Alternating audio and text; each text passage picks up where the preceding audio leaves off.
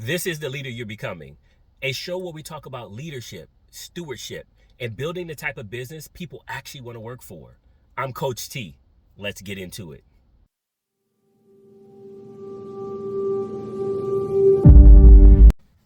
Welcome back, welcome back, welcome back. That was just on my head before I started.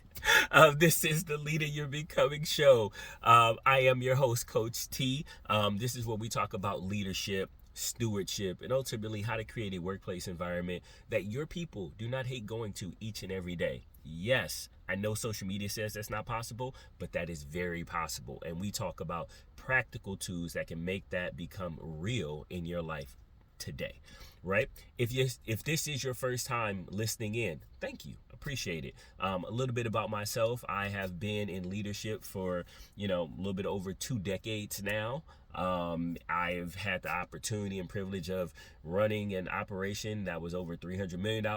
I've also had the privilege of working in startups and everything in between, from residential contractors to helping them build it and scaling it, to, like I said, startups. So it's been an honor and a privilege of have an opportunity of leading other humans.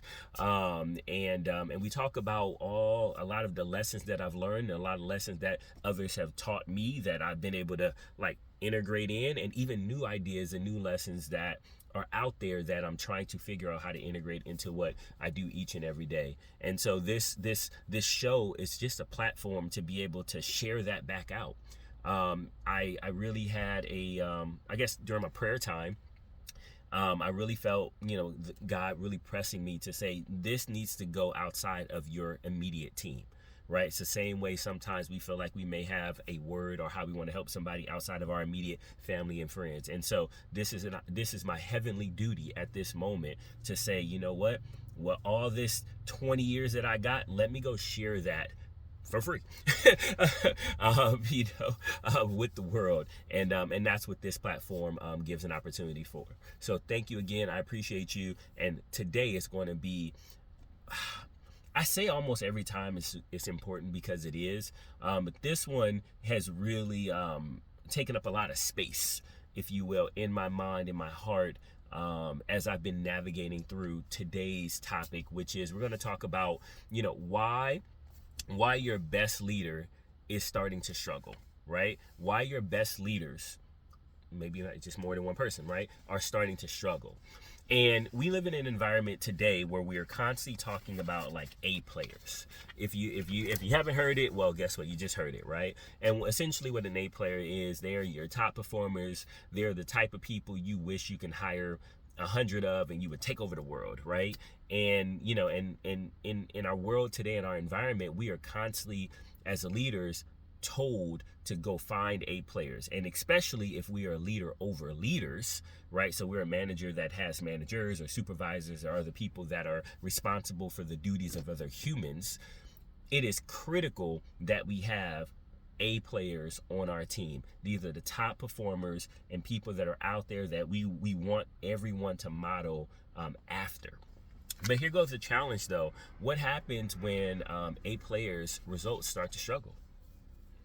And this is really something that is actually really rapidly starting to happen, where you start seeing A players start to produce like B and C players.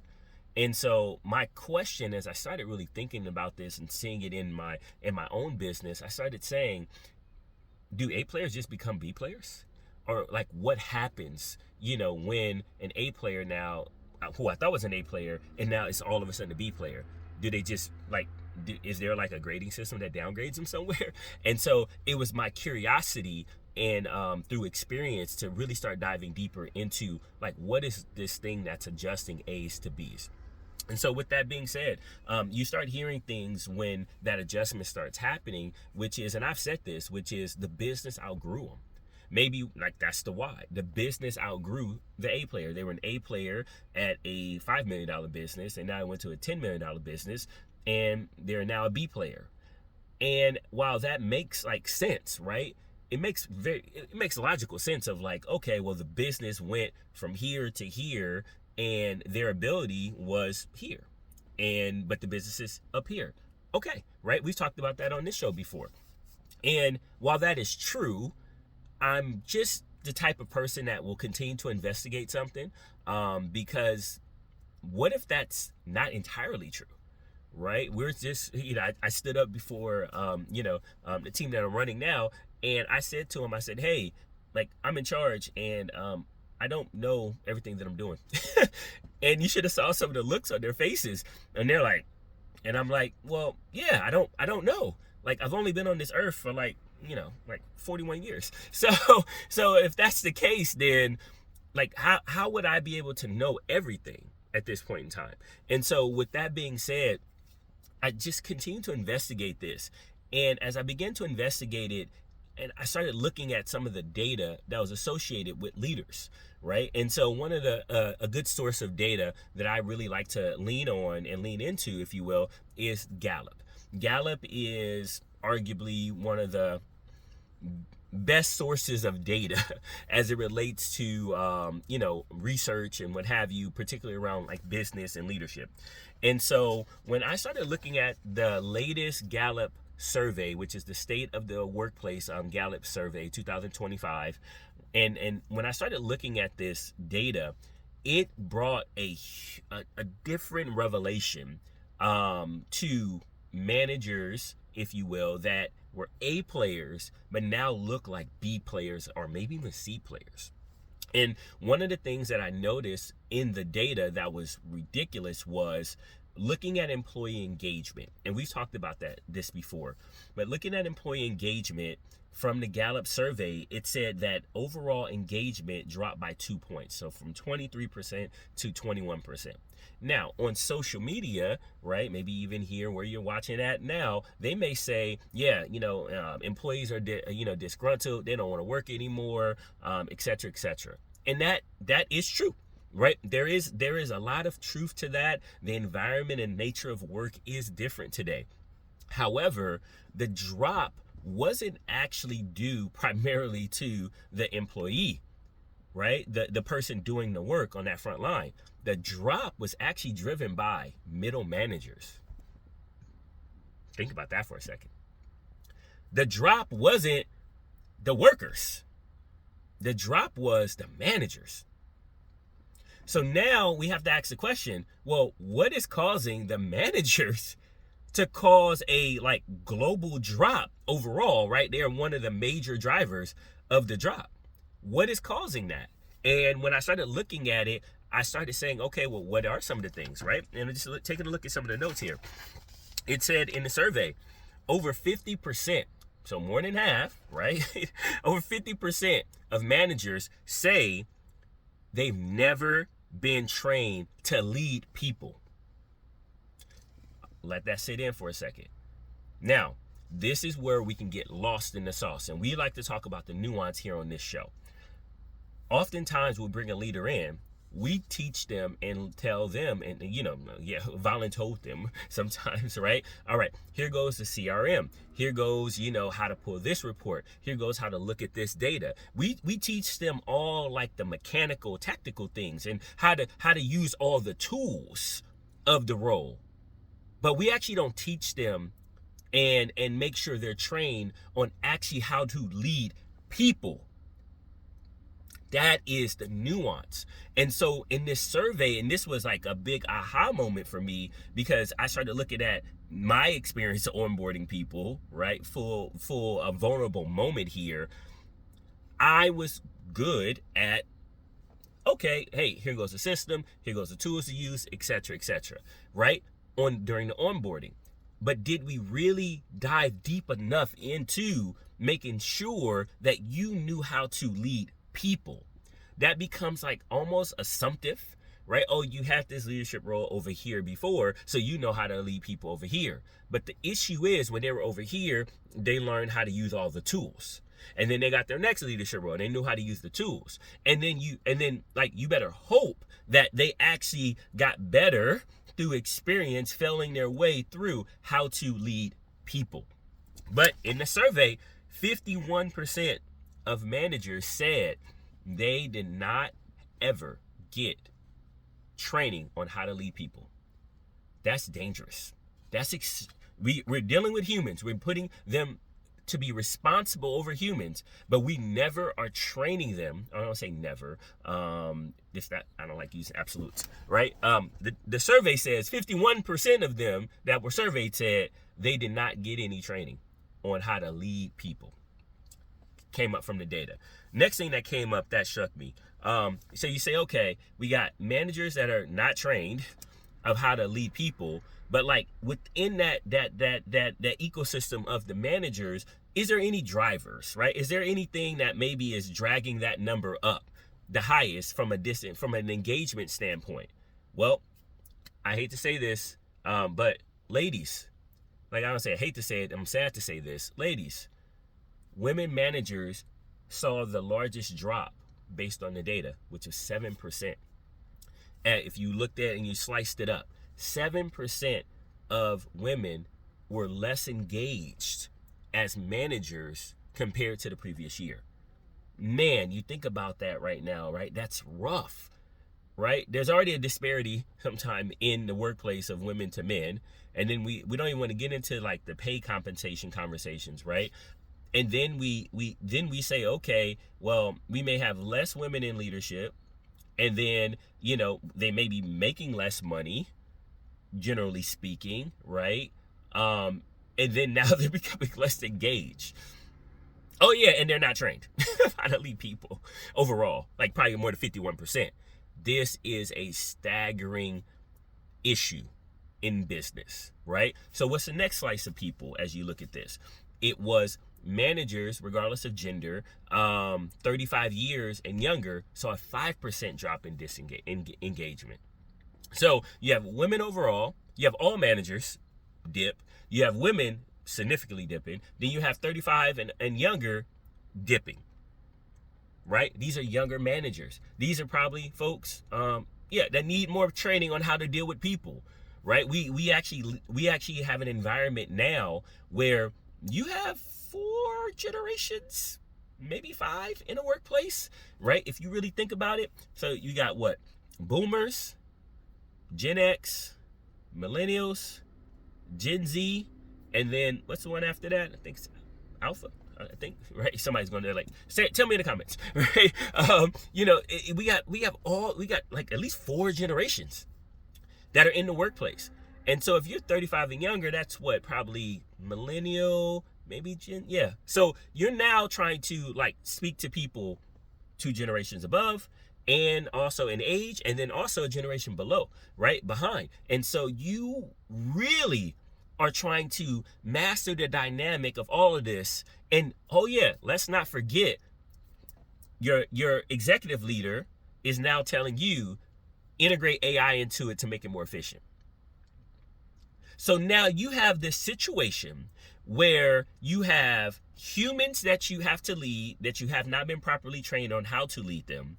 And then you add in the component where your boss is saying, hey, integrate AI to make it more efficient. We might replace these humans, but until then, make them more efficient, right? With everything. And when this AI thing comes up, they don't even know how to use AI, but they're telling you better use AI and how to make it all work together.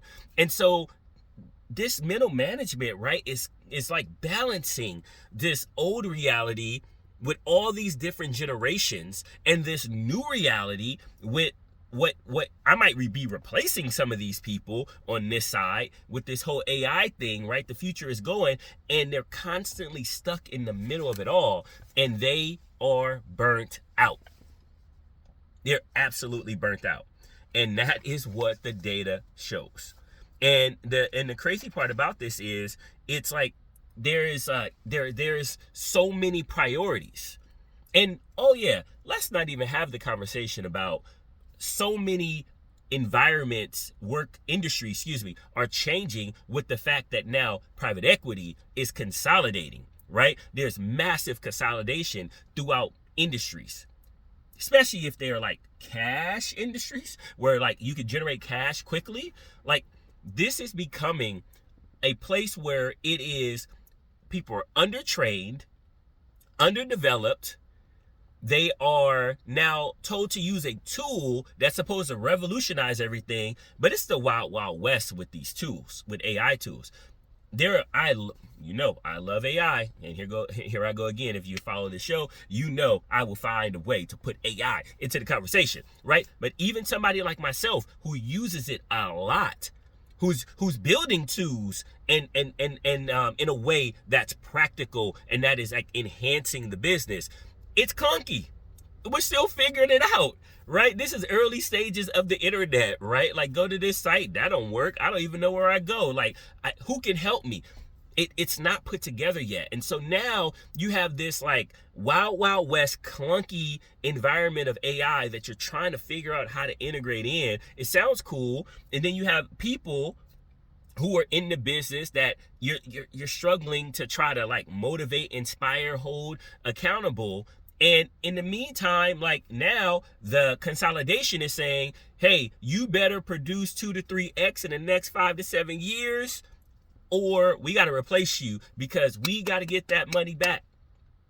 That's the world of like people buying businesses, right? There is a turn. Now, there are some that need longer spans, but like still at the same time, like we want that money back. So the pressure is serious. You don't have only a single owner that's like, hey, this is the family business. We're going to grow. We're going to kind of continue to do that. If you are in a consolidated market or a consolidated company, there is an expectation for performance. Period. There is no question about that, right? And that standard is not changing at all. And I don't think it should change, to be honest, like just my personal opinion about it. So you got priorities after priorities after priorities, and that middle manager is burnt. They don't know where to go. Their head is spinning.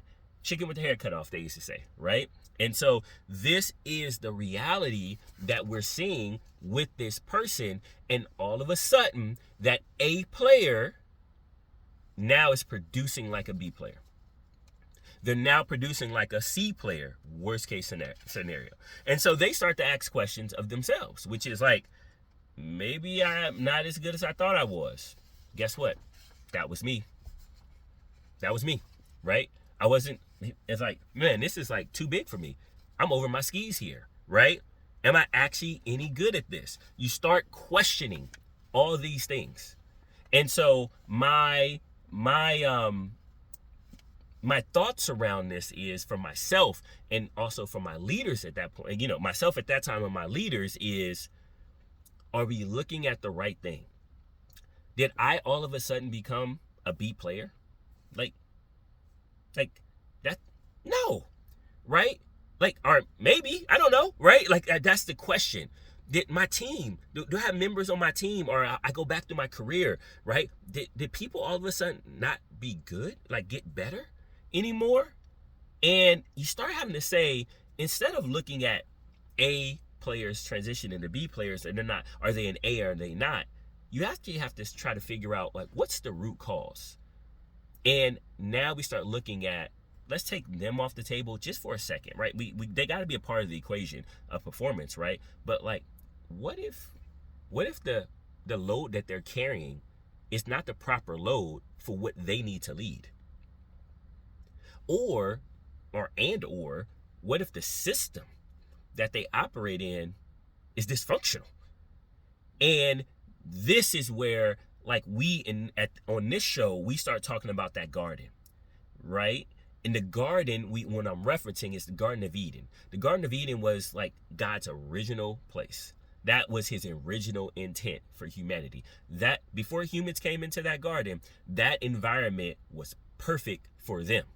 But that environment could not grow without them. And that's how personally I look, and that's what we talk about on this show particularly. As leaders, it is our responsibility for that environment, and in understanding what is the load we want on those humans in that environment. Get that, right? What is that load that we want on those humans? And then we can go ahead and put in, if our Adams and Eves, right, into the garden to cultivate it, to work it, and then there is a flow and a relationship between the two. The environment is right, the load is right. Like in the Bible, right? This isn't Bible study, but I'm going to go here for a second. There were things that Adam and Eve were responsible for. There were things that they were not responsible for. Adam and Eve was not responsible for, like, well, at that time it wasn't rain, but like the water that was nourishing the wild, the plant life and animals. They weren't responsible for that. They weren't responsible for creating that stuff, but they were responsible for nurturing it and taking care of it and expanding it out and growing it out. That's what they were responsible for. And so there's some things that there's no weight that Adam and Eve were supposed to carry at that time. And there's some loads that our team is not supposed to carry, or we need to help reprioritize how they're carrying it. And that's where we get into this. And I started looking at this from a different framework, if you will. If I want to say I want my A player, and if I'm primarily judging my A player by results or performance, right? As much as I don't want to, it's an indicator. It's like the best indicator we have, especially in business, right?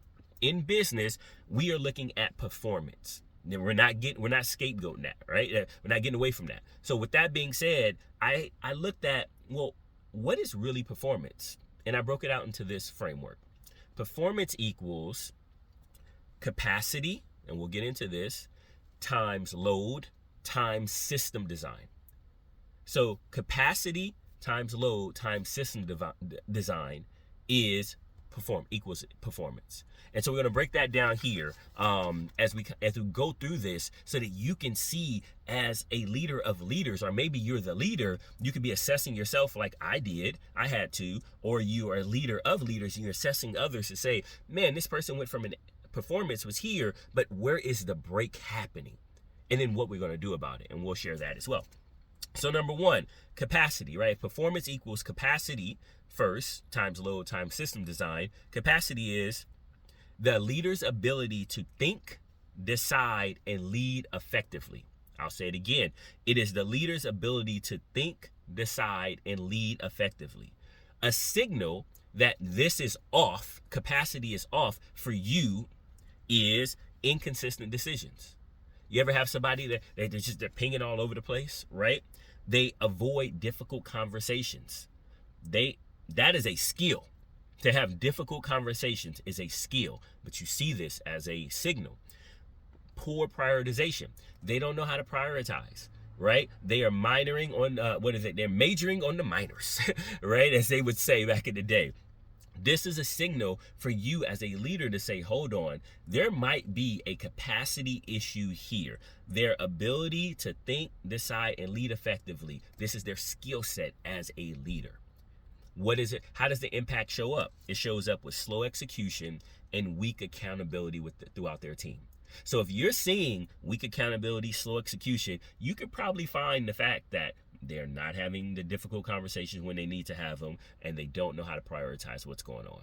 And they're inconsistent in their decisions. If you see this is a capacity issue. It's number one. So the question for you to be asking yourself is, do they know how to lead this situation? So that's number one, capacity. Number two is load. What they carry. That's what load means. Like, what is it that they're carrying? It's the pressure and expectations placed on that leader. And I say expectations and pressure because guess what? As a leader, I don't want to say should, but you're going to have pressure and expectations. But I gave this example, before, and it resonated, so I'll bring it here. It is, think about teachers. And I don't know all the data, specific numbers, so like no teachers kill me, please. But back in the days, I remember like the teacher to student ratio was much less than today. So let's assume back in the day, 15 years ago, the teacher to student ratio was 1 to 20, right? 1 to 20. One teacher, 20 students, right? Now, if today we have 30 students to one teacher, then the ratio is off, right? And so even if that teacher did have the capacity to be the leader of that classroom, you are now there. We may have crossed a critical line where that teacher now cannot produce results the same way, because the load that they're carrying of so many students, that 50% increase in students, is now drawing down too much on that leader's capacity. So that is, what is the load that your leader is carrying? A signal you'll see here is they're constantly firefighting. They're overwhelmed all the time, and they have dropped priorities. The impact is they're burnt out and they have reactive leadership. We can spend a whole episode on that one. Reactive leadership. What's a key question for you to ask as a leader when if you're looking at this? Are they carrying more than they can lead? Are they carrying more than they can lead? Teacher example, are there too many students in this class? Right? We want them. We want all the students here, but is this too many for a teacher to handle, even my best teacher, right? And then number 3, system design. This is the environment. This is, do they have clarity? Do they know what their role is? Do they have processes surrounding the right processes surrounding the leader? What signal is this? They're confused. They're inconsistent with their execution. They have repeated mistakes. If you start hearing things around like, I don't really know what to do, and you believe them, right? That's probably a signal that they don't know what to do. What's your meeting cadence with them? How are you reinforcing like the role? Is it clearly defined outside of what you just put up on the job description on Indeed, right? Is it really defined? Do they really know what right looks like, and what does a good result look like? And then do you have the support systems around it to be able to support everything that you're asking them to do, so that you don't get it turned into a load issue, right? So what happens here? What's the impact on the business or that leader? There's a lot of friction and a lot of wasted time. So the question here to ask is the system set up for them to win? Okay, now that we've gone through and looked at whether it's truly a leader capacity issue, load issue, or system issue, what I've done is I've actually created a leadership load index where you can actually go and diagnose this yourself. And this is free of charge. You'll see it right here listed, where you can actually go in and run the test for yourself, right? As the leader of the business, run it with your team, have your team run it. And this is an easy assessment for you to be able to go in and check to see if this is truly a capacity issue, a load issue, or a system issue, because it is critical to our team that we do this. I gave that data earlier from Gallup around like that engagement dip of 23 to 21%. And that equates overall the engagement of like the disengagement of our people is a result in the global economy of $433 billion. $433 billion comes from the disengagement drop of our employees. And our middle managers are the ones leading the way with this. So with that being said, take the assessment. You can look at that and see where it's at. And then if you have an issue, right, and you see it, I'll give a quick snapshot, a diagnosis of what to do. If it's a capacity issue, develop the leader. Pretty straightforward. Like spend some time working on them, maybe their communication skills, their prioritization skills, what have you. If it's a load issue, it's time to reduce their load, take some things off their plate, right? Or redistribute the load. Maybe some things don't need to all be done in Q1. They can be done in Q4, and you can spread that load out if these are specific things that need to be required of that role. And last but not least, if it's a system issue, fix the system.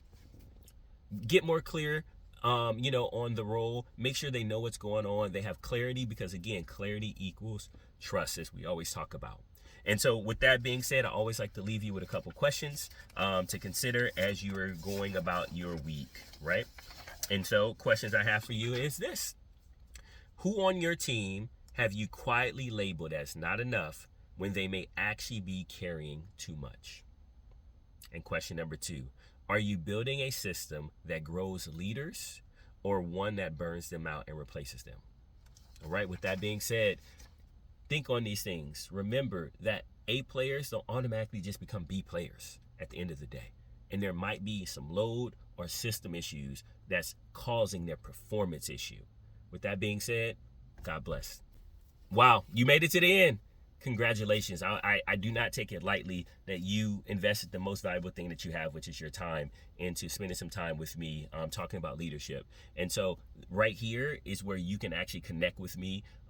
Once you do that assessment, or before you do the assessment, and you really want to work through and understand like what can I do now that I see and I identify this capacity, load, or system issue, I am here to support. And so until next time, if there's anything you need, my prayer is that, God meets all of those needs for you.